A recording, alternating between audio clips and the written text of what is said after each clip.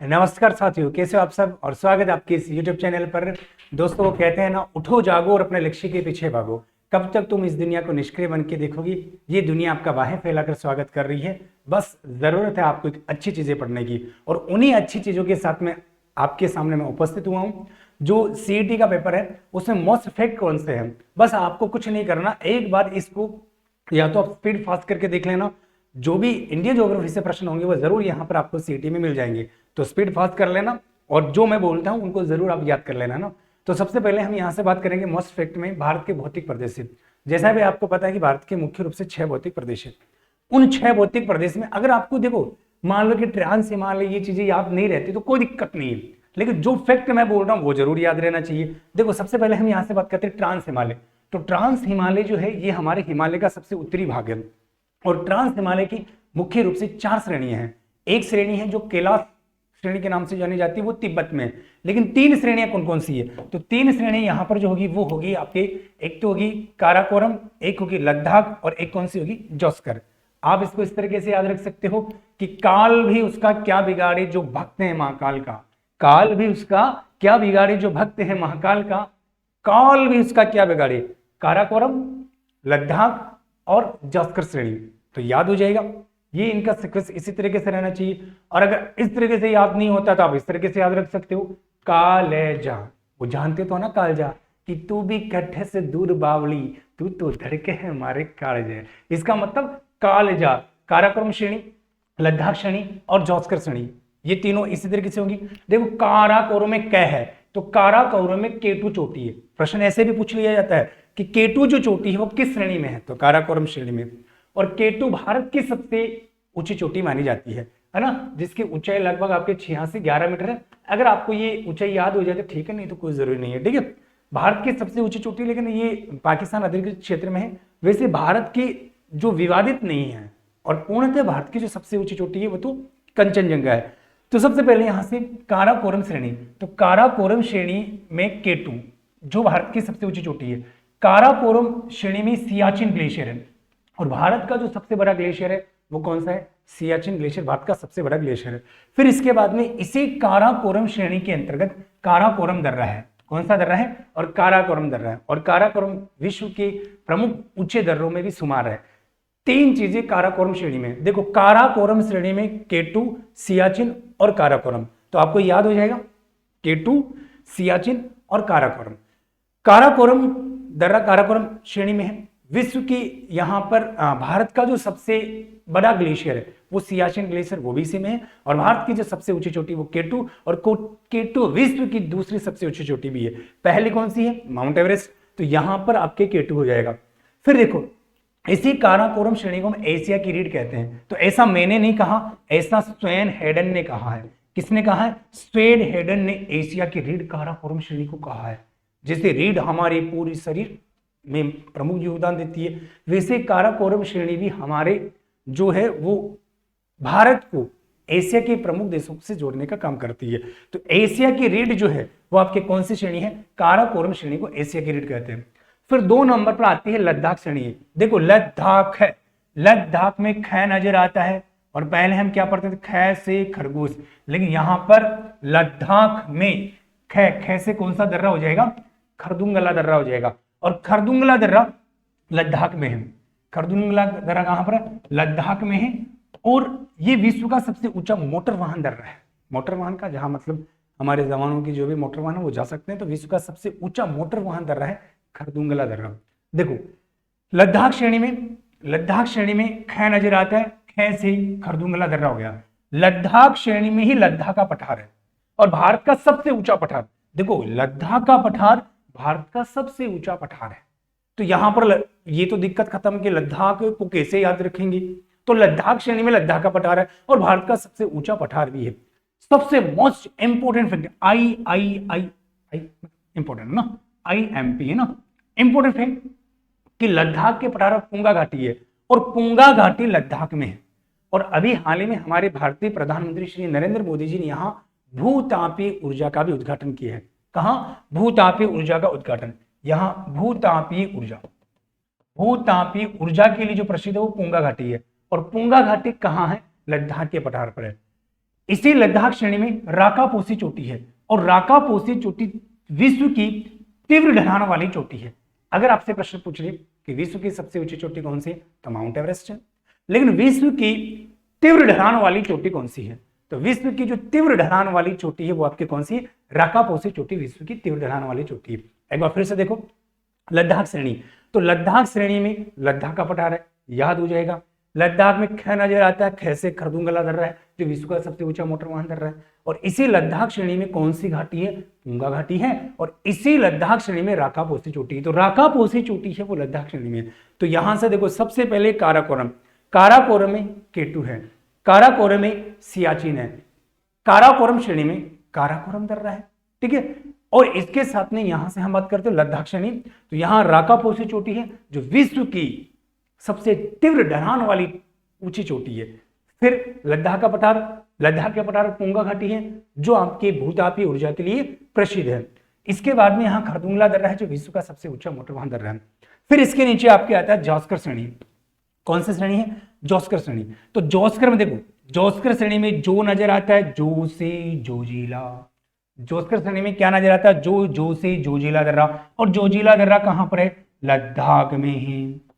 जोजिला दर्रा कहां पर है, लद्दाख में। और जोजिला दर्रा लेह को श्रीनगर से जोड़ता है, यानी लेह को श्रीनगर से जोड़ने का जो काम करता है वो जोजिला दर्रा। तो याद हो जाएगा, जो से जॉस्कर, जो से जोजिला दर्रा, ये यहां प्रमुख फैक्ट आपको याद हो गए होंगे। अब इसके साथ में एक चीज और मैं आपको बता देता हूं कि ये श्रेणियां ऐसे ही रहेगी, काराकोरम, लद्दाख और जॉस्कर। और इसके अंदर यहां से एक नदी भी इधर से प्रवाहित होती है, यहां से एक नदी जाती है और उस नदी का नाम होगा सिंधु नदी। तो सिंधु नदी जो बहती है वो सिंधु नदी बहती है आपके लद्दाख श्रेणी और जॉस्कर श्रेणी, इन दोनों के बीच में सिंधु नदी बहती है। जल्दी से इसका स्क्रीनशॉट लो, फिर आगे की बात करते हैं। जल्दी से फटाफट इसका स्क्रीनशॉट ले लीजिए। चलो, अब इसके बाद में हम बात करते हैं आगे दो वाला, आपके प्रमुख दर्रे यहां पर बात करेंगे। प्रमुख दर्रे जैसे जोजिला दर्रा है, तो जोजिला दर्रा कहां पर है, लद्दाख में। जोजिला दर्रा कहां पर, लद्दाख में। जोजिला दर्रा लेह को किससे जोड़ता है, श्रीनगर को जोड़ता है। फिर इसके बाद में लीपू लेक, और लीपू लेक दर्रा है ये यूके में है, यानी यहां मैंने 2 नंबर लिखा है। 2 का मतलब क्या होगा, लीपू लेक दर्रा होगा। लीपू लेक दर्रा उत्तराखंड में है और ये भारत का प्रथम व्यापार दर्रा है, क्योंकि यहां पर प्राचीन काल में रेशम का व्यापार करते थे। जानते हो रेशम कि रेशम का रूमाल गले में डाल के मैं कब से, अब आगे नहीं बोलते, ठीक है, आगे आता ही नहीं कैसे बोलेंगे, ठीक है। देखो, रेशम, भारत का प्रथम व्यापार दर्रा कौन सा है, लीपू लेक दर्रा है। और भारत और चाइना के मध्य युद्ध हुआ था 1962 में, तो बंद कर दिया गया, लेकिन पुनः इसको शुरू किया गया था 1992 में। प्रमुख दर्रों की यहां बात करेंगे अपन, जो भी हमारे एग्जाम के दृष्टि से महत्वपूर्ण दर्रे हैं। उन प्रमुख दर्रों के अंतर्गत सबसे पहले जोजिला दर्रा है जो लद्दाख में लेह को श्रीनगर से जोड़ता है। लीपू लेक दर्रा है, ये भी आपके तिब्बत से जोड़ने का काम करता है, इसके प्रमुख फैक्ट यहाँ पर है। फिर 3 नंबर पर यहाँ पर नाथुला और 4 नंबर पर जेलेपला। और नाथुला और जेलेपला ये कहां पर है, सिक्किम में है। 3 पर नाथुला हो जाएगा, 4 पर कौन सा हो जाएगा, हमारा जेलेपला दर्रा हो जाएगा। और ये भी आपके दोनों दर्रे तिब्बत से जोड़ने का काम करते हैं। नाथुले दर्रे को 1962 में बंद कर दिया गया था और 2006 में इसको फिर से शुरू कर दिया गया था, किसको, नाथुला दर्रे को। फिर इसके बाद 5 नंबर दर्रा है, और 5 नंबर जो दर्रा होगा उसका नाम होगा बोमडीला दर्रा, जो अरुणाचल प्रदेश में है। बोमडीला दर्रा अरुणाचल प्रदेश में है। और यांग याप दर्रा कहां पर है, ये भी अरुणाचल प्रदेश में है। और यांग याप दर्रे से ब्रह्मपुत्र नदी प्रवेश करती है। ब्रह्मपुत्र नदी प्रवेश, ब्रह्मपुत्र नदी क्या करती है, प्रवेश करती है। कहां से करती है, 6 नंबर दर्रे से। 6 का मतलब यांग याप दर्रा। देखो, सबसे पहले यहां से अपने 6 दर्रे हैं, आप इनको पढ़ लो, कल के एग्जाम के लिए बहुत प्रॉफिट आपको होगा। सबसे पहले जोजिला दर्रा, फिर लीपू लेक दर्रा, फिर नाथुला, फिर जेलेपला, फिर बॉमडीला, फिर यांग याप दर्रा। अगर मान लो आपको ये एग्जिट ऐसे याद ना रहते तो थोड़ा सा माइंड में ये ध्यान रखना है कि हाँ भाई, ब्रह्मपुत्र नदी है वो आपके यांग याप दर्रे से प्रवेश करती है, ठीक है। बोमडीला दर्रा अरुणाचल प्रदेश में है। जोजिला लीपू लेक भारत का प्रथम व्यापार दर्रा माना जाता है, ठीक है, बंद 62 में और पुनः शुरू कर दिया 1992 में, ठीक है। फिर इसके बाद में यहाँ नाथुला दर्रा, जेलेपला दर्रा हो जाएगा। जल्दी से इनका भी स्क्रीनशॉट लीजिए, फिर आगे और बात करते हैं जल्दी से। चलो, इसका मतलब आपको ये याद हो गया होगा। सबसे पहले जोजिला, लिपुलेख, नाथुला, जेलिपला, बोमडिला और आपका कौन सा दर्रा हो जाएगा, यांगयाप दर्रा हो जाएगा। अब देखो जैसे मैंने यहाँ लिखा मिडिल हिमालय, अगर आपको ये ध्यान रहता है भाई मिडिल हिमालय की श्रेणी है, तो एक थोड़ा आइडिया ये ध्यान रखना आपको, क्योंकि सबसे पहले यहाँ मिडिल हिमालय मैंने इसलिए लिखा था क्योंकि ये सारा का सारा जो दर्रे हैं ये ग्रेटर हिमालय में आते हैं। ठीक है, खैर अभी इतना टाइम नहीं है तो आप इसको यहाँ छोड़ सकते हो। फिर इतना सा ध्यान रख लेना कि मिडिल हिमालय में कुछ श्रेणियां हैं, जैसे कश्मीर, कुल्लू, कांगड़ा, काठमांडू। काठमांडू कहाँ पर है, नेपाल में। तो ये घाटियां हैं। घाटी क्या होती है, घाटी जो होती है वो अवसादों के द्वारा निर्मित कुछ शिलाकृति हैं। इनमें सबसे पहले हमारी जो घाटी आएगी वो कश्मीर, कुल्लू, कांगड़ा, काठमांडू। बोलो पहले कौन सी, कश्मीर, कुल्लू, कांगड़ा, काठमांडू। कश्मीर वाली घाटी है ये मुख्य रूप से लद्दाख में है, जम्मू कश्मीर, लद्दाख, ठीक है, इसके साथ में जम्मू कश्मीर में है। और इसके साथ में जैसे हम बात करते हैं यहाँ से कश्मीर घाटी का मुख्य रूप से विस्तार यहाँ माना जाता है। और इसी के नीचे आपकी पीर पंजाल श्रेणी है। कश्मीर घाटी के नीचे पीर पंजाल है, कुल्लू के नीचे धौलाधर है, कांगड़ा के नीचे नागटिब्बा है और काठमांडू के नीचे महाभारत श्रेणी है। हो सकता है आपको अभी प्रेजेंट टाइम में इन चीजें याद करने में दिक्कत आ रही हो, तो इतना सा ध्यान रख लेना तुम कि जो शिमला है, शिमला धौलाधर श्रेणी पर है। ठीक है, नागटिब्बा श्रेणी में प्रमुख पर्यटन स्थल है, जैसे मंसूरी, नैनीताल, चक्राता, ऐसे कुछ पर्यटन स्थल है। ठीक है, मान लो कि अभी हो सकता है ये चीज याद ना हो पाए, लेकिन ये चीज जरूर ध्यान रख लेना कि मिडिल हिमालय की सबसे लंबी जो श्रेणी है वो महाभारत श्रेणी है।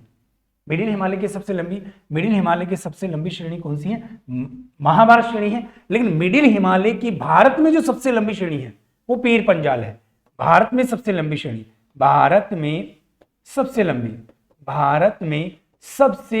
श्रेणी जो है वो आपके पीर पंजाल है। लंबी श्रेणी है वो आपके कौन सी, पीर पंजाल है। और इसी पीर पंजाल श्रेणी में कौन सा दर्रा है, रोहतांग दर्रा है। अब आप रोहतांग दर्रा है, इस रोहतांग दर्रे से कौन सी नदी निकलती है, रावी नदी निकलती है। तो इस में आपको क्या क्या चीज ध्यान रखनी है। सबसे पहली बात तो हम बात करते हैं कि मिडिल हिमालय में कुछ श्रेणी है। छोड़ो कि मिडिल हिमालय की श्रेणियां, अभी इतना टाइम नहीं है, आप तो इतना ध्यान रख लेना कि इनका एक क्रम है, कश्मीर, कुल्लू, कांगड़ा और काठमांडू। कुल्लू हिमाचल प्रदेश में है, कांगड़ा हिमाचल प्रदेश में, और ये वाली आपके काठमांडू जो आपके नेपाल के अंतर्गत है। ठीक है, महाभारत भी नेपाल में है, नागटिब्बा उत्तराखंड में है, ध्यान रखना कि हिमाचल प्रदेश के नीचे उत्तराखंड है। और इसके मोस्ट बातें ये है कि रोहतांग दर्रा पीर पंजाल में है। पहली बात तो ये ध्यान रख लेना, अगर ये सारी याद ना हो रही तो ये तो याद रख लेना कि रोहतांग दर्रा पीर पंजाल में है और यहाँ से रावी नदी निकलती है। दूसरी, शिमला जो शहर है वो धौलाधर श्रेणी में है। इसके साथ में नागटिब्बा छोड़ दो यहाँ पर, और महाभारत श्रेणी है, ये मिडिल हिमालय की सबसे लंबी श्रेणी है। और भारत में मिडिल हिमालय की सबसे लंबी श्रेणी पीर पंजाल है। जल्दी से इसका स्क्रीनशॉट लो, फिर आगे की बात करते हैं। चलो नेक्स्ट आगे बात करते हैं। देखो कुछ शिवालिक हिमालय हैं, तो शिवालिक हिमालय की अगर बात करें तो शिवालिक हिमालय में कुछ धाराएं आती है, मानसूनी धाराएं। उन मानसूनी धाराओं को हम क्या बोलते हैं, चोस बोलते हैं, जो कि ये हिमाचल प्रदेश और पंजाब में बोला जाता है। चोस क्या होता है, चोस होता है मानसूनी धाराएं। ठीक है, उनको कहा जाता है चोस। और जैसे इस शिवालिक हिमालय में कुछ घाटियां भी हैं, कुछ घाटियां हैं जिनको पूर्व में द्वार कहते हैं, पश्चिम में दून कहते हैं। जैसे हरिद्वार, जैसे पूर्व में द्वार कहते हैं, उत्तराखंड में सर ये आपके यूके में है, यूके का मतलब उत्तराखंड। तो जो भी घाटियां होती हैं उन घाटियां जैसे घाटियां यहाँ पर सलाह करती हैं, इन घाटियों को उत्तराखंड में यहाँ पर पूर्व में क्या बोलते हैं, द्वार, और पश्चिम में क्या बोलते हैं, दून। जैसे देहरादून, अभी हाल में एक प्रश्न यहाँ से आया भी था कि देहरादून किसका भाग है, तो शिवालिक हिमालय का यहाँ पर भाग है। अब आप सोच रहे सर शिवालिक हिमालय कैसे आ गया यहाँ पर, किस हिसाब से है।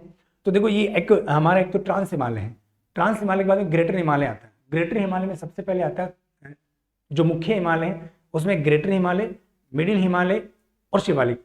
खैर छोड़ो, अभी आप मेन चीज पर फोकस करो कि यहाँ पर किस चीज को क्या कहा जाता है। ठीक है, नेक्स्ट अपन बात करते हैं आगे की ओर। तो पूर्वांचल हिमालय है, तो पूर्वांचल हिमालय में कुछ एक चीजें हैं उनके बारे में बता देता हूँ।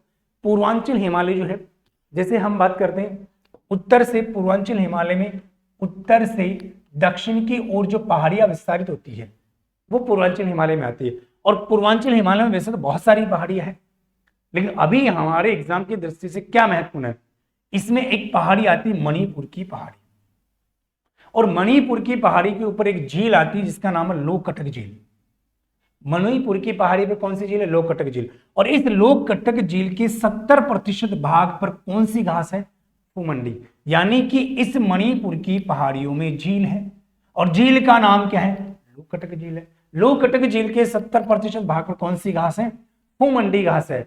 इस कारण इस लोकटक झील में के ई बुल लाम जाओ राष्ट्रीय उद्यान है, जो भारत का एकमात्र 13वां राष्ट्रीय उद्यान है। अब जैसे मैं डायरेक्टली आपको यहां बता देता कि भारत का एकमात्र 13वां राष्ट्रीय उद्यान कौन सा है, तो आप ये सोचते कि तैरते हुए का मतलब क्या है? तो तैरते हुए का मतलब यहां पर किस पर घास है, और उस घास का नाम क्या है? फूमंडी घास है। और फूमंडी घास के कारण ही भारत का एकमात्र 13वां जो नेशनल पार्क है वो कौन सा? के इबू लामजामो, जो मणिपुर के अंतर्गत है। और आपको पता है कि इन्हीं मणिपुर की पहाड़ियों में एक संगाई हिरण भी है जो सबसे सुंदर है।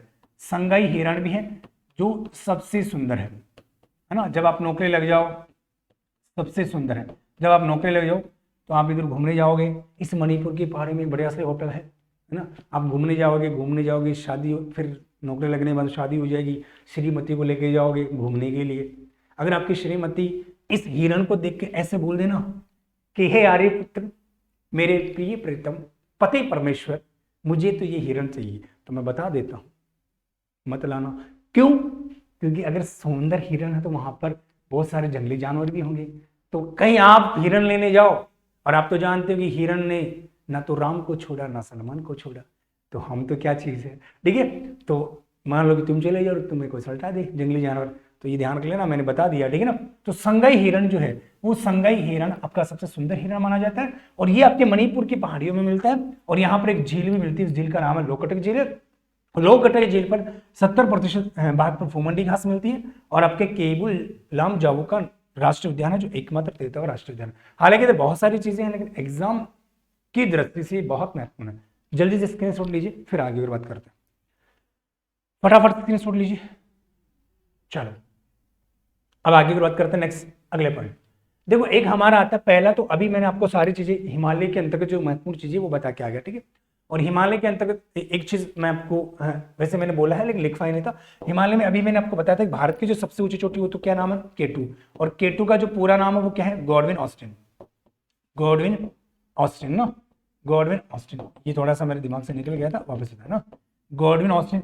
और इसी केटू को हम गौरीनंदा भी बोलते हैं, गौरीनंदा भी बोलते हैं केटू को ना। दूसरी सबसे ऊंची चोटी है वो भारत की तो हम बात करते हैं वो कंचनजंगा है। और आप सब जानते हो कि कंचनजंगा, जो कंचनजंगा है वो सिक्किम में है। कंचनजंगा कहां पर है? सिक्किम के अंतर्गत है, ठीक है, सिक्किम में है। और भारत की पूर्णतः से सबसे ऊंची चोटी जो विवादित नहीं है वो आपकी कौन सी है? कंचनजंगा। अगर आपसे प्रश्न पूछे भारत की सबसे ऊंची चोटी कौन सी है, तो केटू ही होगा, ठीक है। और इसकी कंचनजंगा की ऊंचाई कितनी है? 85-98 मीटर है, ठीक है। और इसकी ऊंचाई मैंने आपको कितनी बताई? 86-11 मीटर है, ठीक है। और इनके अलावा एक चोटी आप और याद सकते हो, या ये तो आपके भारत की पूर्णतः सबसे ऊंची चोटी होगी ये वाली। वैसे भारत की सबसे ऊंची चोटी एक आपकी नंदा देवी, बहुत ज्यादा पूछा जाता है नंदा देवी। और नंदा देवी जो है वो आपकी यूके में है, यूके यानी उत्तराखंड में। इसकी 78-16 मीटर इसकी ऊंचाई है। और ये भी ध्यान रखना कि नंदा देवी की जो लोकेशन है वो आपके उत्तराखंड के अंतर्गत है। एक बार फिर से, भारत की सबसे ऊंची चोटी केटू है, लेकिन पूर्णतः भारत की सबसे ऊंची चोटी जो विवादित नहीं है वो कंचनजंगा है जो सिक्किम में है, ठीक है। तो ये चीजें तीनों क्लियर हो जानी चाहिए। आगे की बात करते हैं, ये देखो इसके बाद में हम बात करते हैं उत्तरी विशाल मैदान। देखो उत्तरी विशाल मैदान है, तो उत्तरी विशाल मैदान हमारा जो आता है ये नदियों के द्वारा निर्मित है, जिसमें आपके मुख्य रूप से गंगा और ब्रह्मपुत्र की शाही नदी आ जाती है। अब देखो कि उत्तरी विशाल मैदान नदियों के द्वारा निर्मित है, तो नदी है तो नदी में क्या है? जल। और जल का मतलब क्या हो गया? जलोढ़। तो इसका मतलब यहां से क्या, नदियों के द्वारा निर्मित है। और इसमें मिट्टी कौन सी? जलोढ़। कौन सी मिट्टी है? जलोढ़ मिट्टी है। और जलोढ़ मिट्टी है तो ये कृषि के लिए सर्वाधिक योग्य भी होगी। सर्वाधिक कृषि योग्य कौन सी मिट्टी होती है? जलोढ़ कृषि के लिए सर्वाधिक उपयुक्त होती है। इसलिए अगर आपसे प्रश्न पूछ लिया जाता है कि सर्वाधिक कृषि योग्य प्रदेश कौन सा है, तो उत्तरी विशाल मैदान। नदियों के द्वारा जो निर्मित माना जाता है वो भी कौन सा? उत्तरी विशाल मैदान ही है, ठीक है। तो मुख्य रूप से तीन चीजें आपको याद रहेगी। आगे की बात करते हैं प्रायद्वीपीय पठार। देखो मुख्य रूप से प्रायद्वीपीय पठार के मेन फैक्ट्स क्या है उसके ऊपर बात करते हैं। वैसे अगर हम आपको पता है अगर भौतिक प्रदेश पढ़ाए तो लगभग आपके यहाँ से 15 से 20 क्लासें हो जाती है, 15 से 20, 15 से कम नहीं, इतना हो जाती है। लेकिन जहां तक मेरी दृष्टि से जो मोस्ट फिट है, जहां आपने पिछले साल में एग्जाम में बहुत सारे क्वेश्चन देखे होंगे, वो यहीं से आ रहे हैं। देखो, प्रायद्वीपीय पठार की बात करते हैं तो पहली बात तो ये कि प्रायद्वीपीय पठार की सबसे ऊंची चोटी, प्रायद्वीपीय पठार की सबसे ऊंची चोटी का नाम क्या? अनायमुडी। ऊंचाई याद हो जाए तो अच्छी बात, 2694 ना तो कोई दिक्कत नहीं। कभी कभी कुछ बुक्स में आपको 2694 भी दे रखा होता है, तो 1-2 मीटर में कोई फर्क नहीं पड़ता। अगर किसी टीचर ने आपसे मान लो कि 2694 पढ़ा होगा तो उन्होंने भी सही पढ़ाया होगा, वो गलत नहीं, 1-2 तो ऊपर नीचे हो जाती है, ठीक है ना। तो प्रायद्वीपीय पठार की जो सबसे ऊंची चोटी है वो आपकी कौन सी है? अनायमुडी है। लेकिन प्रायद्वीपीय पठार के दूसरी सबसे ऊंची चोटी है डोडा बेटा, जो हमारे तमिलनाडु के अंतर्गत है। तमिलनाडु के अंतर्गत है, तमिलनाडु के अंतर्गत डोडा बेटा, ये दूसरी सबसे ऊंची चोटी है प्रायद्वीपीय पठार। यहां मैंने महेंद्रगिरी लिख रखा है। वैसे महेंद्रगिरी जो है वो तो ओडिशा के अंतर्गत है, महेंद्रगिरी ओडिशा में है। ये पूर्वी घाट की सबसे ऊंची चोटी मानी जाती है। वैसे तो पूर्वी घाट की सबसे ऊंची चोटी अरामाकोंडा, अरामाकोंडा के नाम से एक है, लेकिन वो आपकी जो एनसीईआरटी वाली बुक होती है उनमें आपकी महेंद्रगिरी ही दे रखी होती है, तो फालतू चीजें यहाँ याद करने की जरूरत नहीं है। आपको अगर वो पूछ ले पूर्वी घाट की सबसे ऊंची चोटी कौन सी, तो महेंद्रगिरी ही होगी, पूर्वी घाट की चोटी महेंद्रगिरी, ठीक है ना। और प्रायद्वीपीय पठार की जो सबसे ऊंची चोटी है वो कौन सी? अनायमुडी। और दूसरी सबसे ऊंची चोटी जो होगी वो आपकी कौन सी होगी? डोडा बेटा। कौन सी होगी? डोडा बेटा। कौन सी होगी? डोडा बेटा। 3 चीजें यहां से ध्यान रखना। पहले, प्रायद्वीपीय पठार की सबसे ऊंची चोटी अनायमुडी, प्रायद्वीपीय पठार की दूसरी सबसे ऊंची चोटी डोडा बेटा, पूर्वी घाट के यहाँ सबसे ऊंची चोटी महेंद्रगिरी है। यहां मैंने लिख रखा छोटा नागपुर पठार। वैसे मुख्य रूप से छोटा नागपुर पठार की जो लोकेशन है वो आपके झारखंड में है, ठीक है ना, झारखंड में है। और छोटा नागपुर पठार जो है, इस छोटा नागपुर पठार जो है ये आपका ऐसे छोटा नागपुर पठार है, देखो इसमें ये छोटा नागपुर पठार ऐसे है। तो छोटा नागपुर पठार को 2 भागों में जो बांटती है वो दामोदर नदी बांटती है। दामोदर नदी, कौन सी नदी? दामोदर नदी। किसकी? छोटा नागपुर। इसका जो दक्षिण वाला भाग है उसको तो रांची का पठार बोलते हैं। अगर आपसे प्रश्न पूछ ले रांची का पठार कहाँ है, आप झारखंड कर दोगे, ठीक है। और इसका जो उत्तरी भाग है उसको कोडरमा का पठार बोलते हैं। कोडरमा पठार। कौन सा पठार बोलते हैं? कोडरमा, या उसको हजारीबाग भी बोलते हैं। कौन सा भाग बोलते हैं? हजारीबाग पठार भी बोलते हैं। ये छोटा नागपुर पठार के ही भाग है, छोटा नागपुर पठार के ही भाग है, ठीक है। जिसके अंदर उत्तरी भाग को हम क्या बोलते हैं? कोडरमा का पठार या हजारीबाग। और रांची का जो पठार है ये आपके इसके दक्षिणी भाग को बोला जाता है, ठीक है ना। और इसको दामोदर नदी 2 भागों में बांटती है। और भारत का रूहर प्रदेश जो कहा जाता है वो इसी को कहा जाता है, रूहर प्रदेश। भारत का रूहर प्रदेश जो कहा जाता है वो आपके छोटा नागपुर पठार को कहा जाता है, क्योंकि यहां पर आपके कोयला और लोहे के भंडार मिलते हैं। वैसे रूहर यूरोप महाद्वीप के अंतर्गत आता है, ठीक है, वो भी लोहा और कोयला के लिए ही प्रसिद्ध है। तो उसकी तुलना हम इससे करते हैं। तो आपसे प्रश्न पूछ ले कि भारत का जो रूहर प्रदेश या रूहर पठार जो कहलाता है वो कौन सा पठार कहलाएगा? छोटा नागपुर का पठार ही कहलाएगा। कौन सा? छोटा नागपुर। और छोटा नागपुर पठार की सबसे ऊंची चोटी है पारसनाथ। कौन सी है? पारसनाथ। अब देखो वापस, छोटा नागपुर पठार को 2 भागों में, दामोदर नदी, उत्तरी भाग को कोडरमा का पठार, दक्षिणी भाग को रांची का पठार। इसको रूहर प्रदेश भी कहा जाता है, खनिजों का पठार भी इसको कहा जाता है, ठीक है। किसको? छोटा नागपुर पठार को। और छोटा नागपुर पठार की सबसे ऊंची चोटी कौन सी है? आपकी पारसनाथ चोटी है। और इस छोटा नागपुर पठार से अलग होकर एक पठार और गया है, और यहां पर वो जो पठार गया उसको अपन बोलते हैं मेघालय का पठार। कौन सा पठार है? मेघालय का पठार।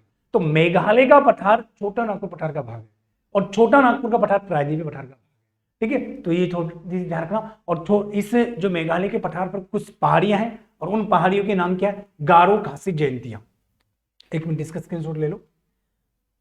गारो खासी जयंतियां, गारो खासी जयंतियां, गारो खासी जयंतियां, गारो खासी जयंतियां पहाड़ियां।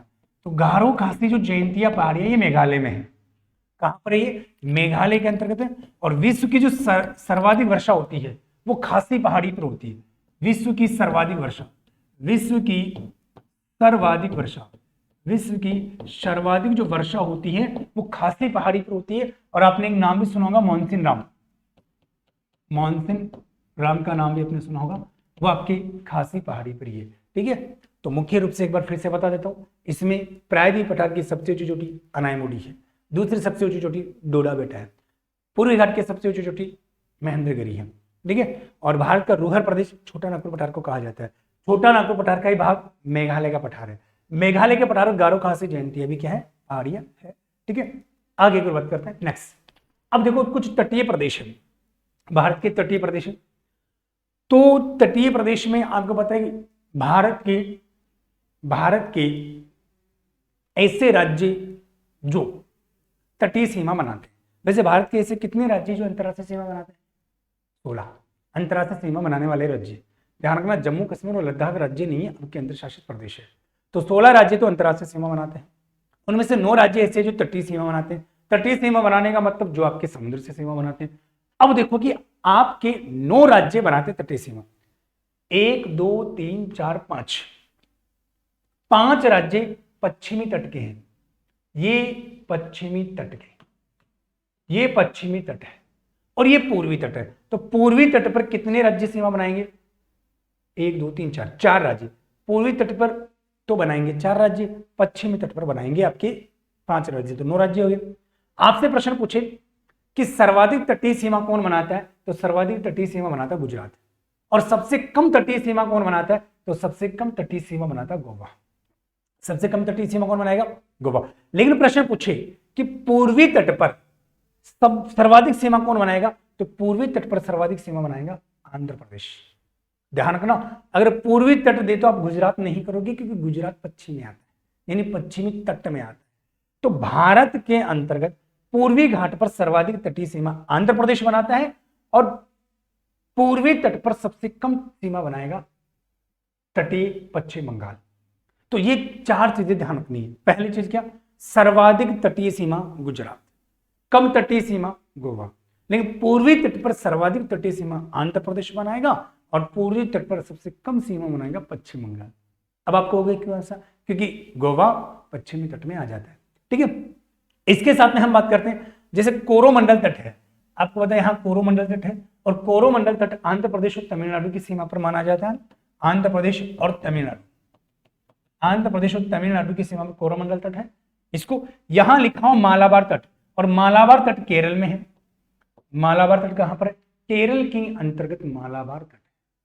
और भारत में सबसे पहले मानसून प्रवेश करता है, अगर हम बात करते हैं, वैसे तो भारत में सबसे पहले मानसून प्रवेश करता है अंडमान निकोबार में। ठीक है, उसकी डेट लगभग बताई जाती है आपको 25 मई, लेकिन 1 जून को भारत में मानसून प्रवेश करता है कहां पर? केरल में। और केरल में आपके इसी तट पर प्रवेश करता है, और इस तट का नाम क्या होगा? इस तट का जो नाम हमारा होगा वो जो भी होगा, देख लो आपके सामने लिखा हुआ है मालाबार तट। ठीक है, तो देखो सबसे पहले कितने राज्य? 9 राज्य। पूर्वी तट पर कितने हैं? पूर्वी तट इधर है, इधर 4 ही राज्य हैं, इधर 4 नहीं है, 5 है। तो 5 और 4 9 हो गए। ठीक है, तो ये मोस्ट फैक्ट थे। और एक थार का मरुस्थल, आप जानते हो कि थार का मरुस्थल, वैसे तो अभी अपने पास टाइम है नहीं, थार का मरुस्थल भारत के 4 राज्यों में है, गुजरात, राजस्थान, हरियाणा और पंजाब। आपने राजस्थान ज्योग्राफी में भी कई बार पढ़ा होगा। ठीक है, चलो जल्दी से इसका भी स्क्रीनशॉट लेना एक बार। सॉरी। अब देखो सबसे पहले यहां पर कुछ चीजें हैं जो हमारा द्वीपीय समूह है। जैसे हम यहां से बात करते हैं लक्षद्वीप। लक्षद्वीप जो है वो 36 द्वीपों के समूह को कहा जाता है, और इसका नाम 1973 में लक्षद्वीप पड़ा था, और इसकी राजधानी का नाम क्या? कवरत्ती। देखो अगर हम बात करते हैं उत्तरी अंडमान, मध्य अंडमान, दक्षिणी अंडमान और लघु अंडमान। उत्तरी अंडमान, मध्य अंडमान, दक्षिणी अंडमान और लघु अंडमान। देखो उत्तर, दक्षिण, मध्य, याद हो जाएगा। लघु, कार और ग्रेटर निकोबार। यहां मैं केवल आपको मोस्ट चीजें ही बता रहा हूं। ठीक है, देखो भारत में अंडमान निकोबार की सबसे ऊंची चोटी है, अंडमान निकोबार की, अंडमान निकोबार की सबसे ऊंची चोटी, सबसे ऊंची चोटी, सबसे ऊंची चोटी। अंडमान निकोबार की सबसे ऊंची चोटी है माउंट सैंडल। सैंडल भी आ जाता है, सैंडल भी आ जाता है। इसको कल्याण शिखर भी बोलते हैं। पिछली बार एक बार प्रश्न आया था कि अंडमान निकोबार की सबसे ऊंची चोटी कौन सी थी, उसमें ऑप्शन में माउंट सैंडल नहीं था। तो माउंट सैंडल नहीं था तो आपको क्या मिलेगा? कल्याण शिखर मिलेगा। तो अंडमान निकोबार की सबसे ऊंची चोटी कल्याण शिखर है, जिसका माउंट सैंडल या सैंडल भी आप पढ़ लेते हो। ये उत्तरी अंडमान पर है। आपको पता है कि मध्य अंडमान, मध्य अंडमान भारत का सबसे बड़ा द्वीप, भारत का जो सबसे बड़ा द्वीप है वो मध्य अंडमान है।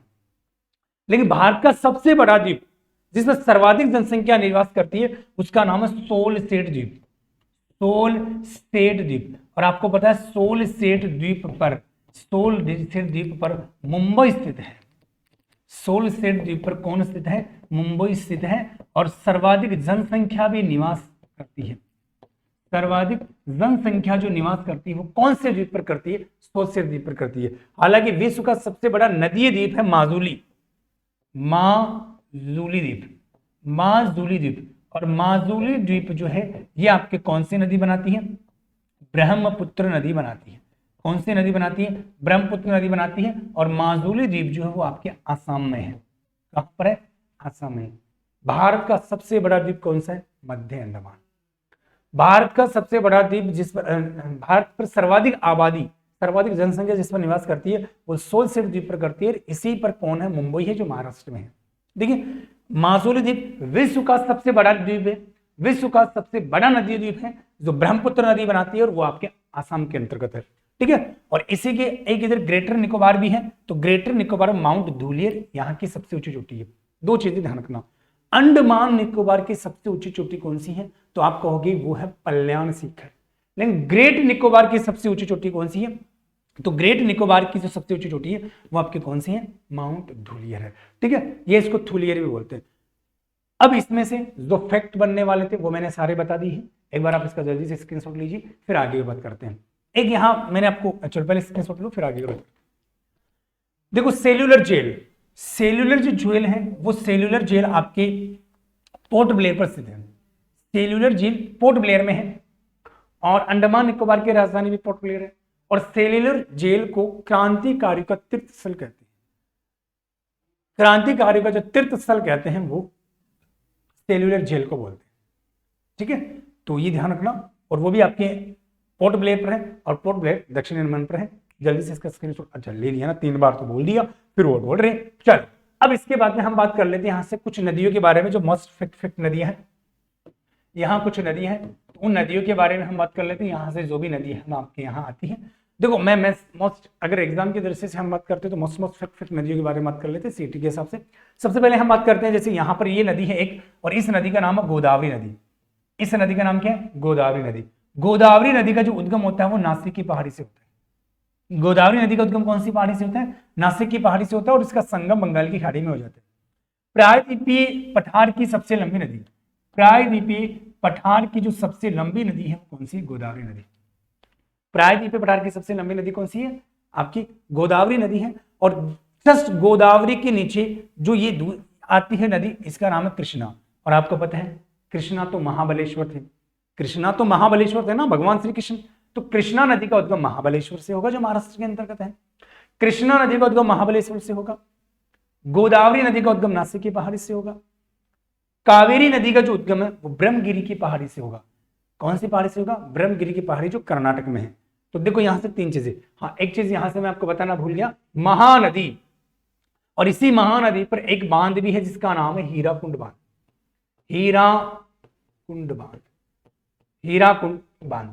और हीराकुंड बांध कहां पर है? कमेंट करके बताना फटाफट। देखिए दोस्तों आपके कमेंट कितने आते हैं हीराकुंड बांध में। ठीक है, जो महानदी पर है। और महानदी का उद्गम जो होता है वो सियावा में होता है। सियावा जो आपका है वो छत्तीसगढ़ में होता है। ये थोड़ा सा ध्यान रखना। देखिए सियावा जो आपके एनसीईआरटी उसमें सियावा दे रखा है जो आपके छत्तीसगढ़ में।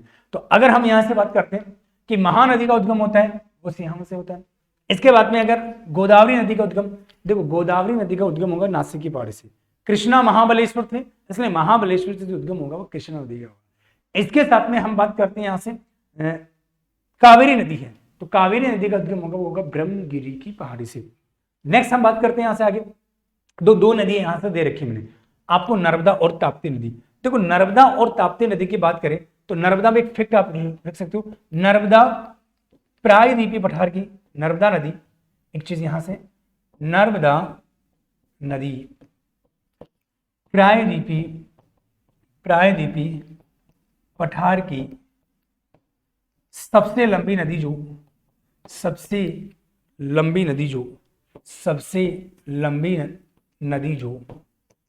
जो अरब सागर में गिरती है। अरब सागर में गिरती है।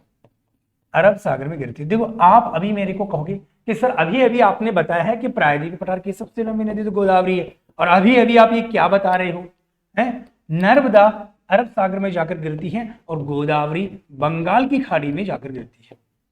सीधा सा प्रश्न आ जाए कि प्रायद्वीप पठार की सबसे लंबी नदी गोदावरी कर देना, लेकिन प्रायद्वीप पठार की सबसे लंबी नदी जो अरब सागर में गिरती है, तो गोदावरी अरब सागर में नहीं गिरती है, ये ध्यान रखना, ठीक है। बाकी प्रमुख नदी आपके बारे में आपको मैंने बता ही दिया है यहाँ पर।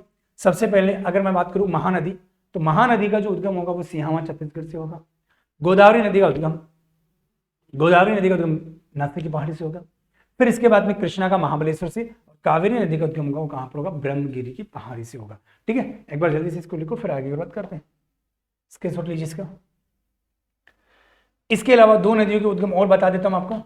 एक तो यहां से बता देता हूं, मुख्य रूप से हम बात करते हैं यहां से, तो सिंधु नदी और एक है ब्रह्मपुत्र नदी। आपको पता है ब्रह्मपुत्र नदी और सिंधु नदी, तो सिंधु नदी का जो उद्गम होता है, सिंधु नदी का जो उद्गम होगा वो सिंधु नदी का जो उद्गम होता है वो तो होगा बोखरू ग्लेशियर।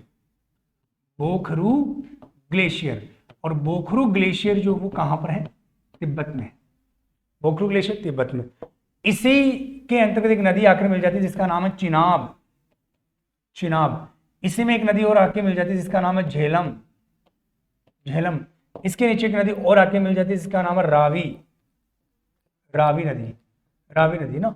और इसी में एक नदी और मिल जाती है जो हम बात करते हैं यहाँ से, सिंधु, झेलम, चिनाब और रावी नदी।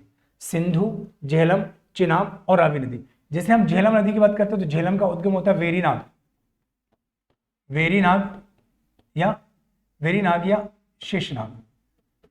या शेषनाग, ठीक है। चिनाब का चंद्रा और भागा दो धाराएं हैं उसके अंतर्गत है। रावी नदी का उद्गम रोहतांग दर्रे से है,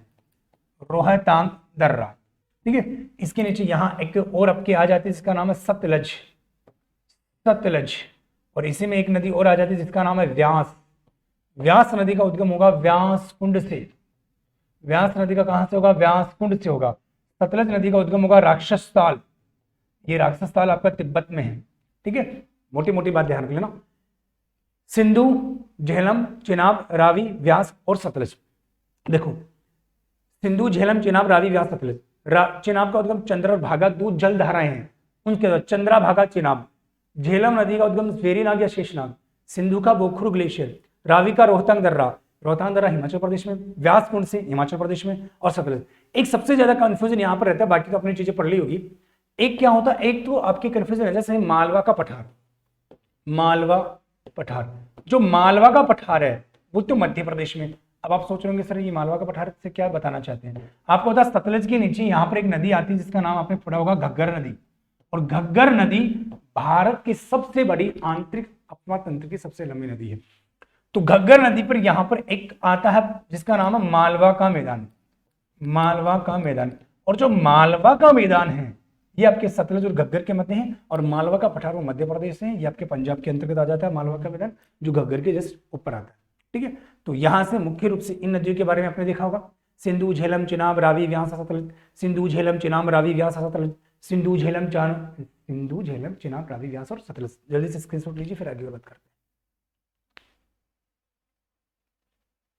चलो नेक्स्ट एक नदी के बारे में और हम बात कर लेते हैं। यहां से ये आपने इसका स्क्रीनशॉट ले लिया होगा। एक नदी और है जिसका नाम हम बात कर लेते हैं ब्रह्मपुत्र नदी। और ब्रह्मपुत्र नदी जो है इसका जो उद्गम होता है वो आपके होता है चेमा युंगडुंग ग्लेशियर से। चेमा युंगडुंग ग्लेशियर से। और चेमा युंगडुंग ग्लेशियर से ब्रह्मपुत्र नदी का उद्गम होता है। और ब्रह्मपुत्र नदी ऐसे प्रवेश करते हुए इस तरीके से होती है, ऐसा चली जाती है। आपको पता है कि ब्रह्मपुत्र जो नदी है ये भारत में यांग याप दर्रे से प्रवेश करती है, यांग याप दर्रा। और यांग याप दर्रा जो ये आपके अरुणाचल प्रदेश में सर्वप्रथम जो प्रवेश करती है वो आपके यांग याप दर्रे से प्रवेश करती है। कौन सी? ब्रह्मपुत्र नदी, ठीक है। और ब्रह्मपुत्र नदी पर एक द्वीप भी है जिसके बारे में मैंने आपको बताया अभी, जिसका नाम है माजुली द्वीप, जो असम में है। जो कहां पर है? असम में है।